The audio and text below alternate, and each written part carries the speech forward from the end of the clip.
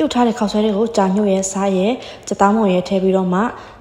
စီလေးပူလာပြီဆိုတာနဲ့ကော်ပီလေးလှီးထားလေးကိုကြော်ထည့်လိုက်တယ်စက်သွဖြူလေးရင်ထည့်တယ်ပေါ့နော်အနက်မှွေးတော့ဒါပြီးရနဲ့ကြက်ဥလေးခောက်ပြီးတော့ထည့်လိုက်တယ်ထည့်ပြီးသွားတာနဲ့ခုနကလှုပ်ထားတဲ့ခောက်ဆွဲကိုထည့်ပြီးတော့မှမှွေလိုက်ပါတယ်ဒီကြော်နီးလေးကမှန်လားမှန်လားတော့မသိဘူးပေါ့နော်ညဖက်ကြီးဘိုက်ဆာလာတာနဲ့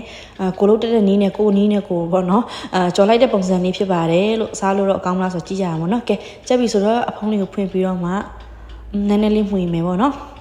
ဒါပြီးရင်တော့ကြက်ပြီးအစင်းလေးဖြစ်ပြီပေါ့နော်ဒီကြာညှို့အနံ့လေးပျောက်သွားတဲ့အထိငွေကြော်ပေးလိုက်တယ်ပေါ့နော်ကဲဒါပြီးတော့အဲ့နဲ့ရောသားဖို့ရန်အတွက်platinum coffee လေးကိုဖြော်လိုက်ပါတယ်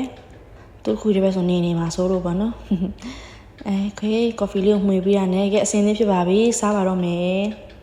အားလုံးပဲစားကြပါအောင်ရတာလေးကကောင်းလားဆိုတော့ကောင်းတယ်လို့ပဲပြောမှာပေါ့နော်ကိုကြော်ထားတာကိုမကောင်းရင်လည်းကောင်းတယ်လို့ပဲပြောတာပေါ့နော်โอเคမကောင်းလဲစားကောင်းလဲစားဗိုက်စားရဲဆိုတော့စားလိုက်တယ်ခင်ဗျာပြီးတော့ coffee လေးတောက်ပါမယ်ကဲအားလုံးပဲဘိုင်ကျေးဇူးတင်ပါ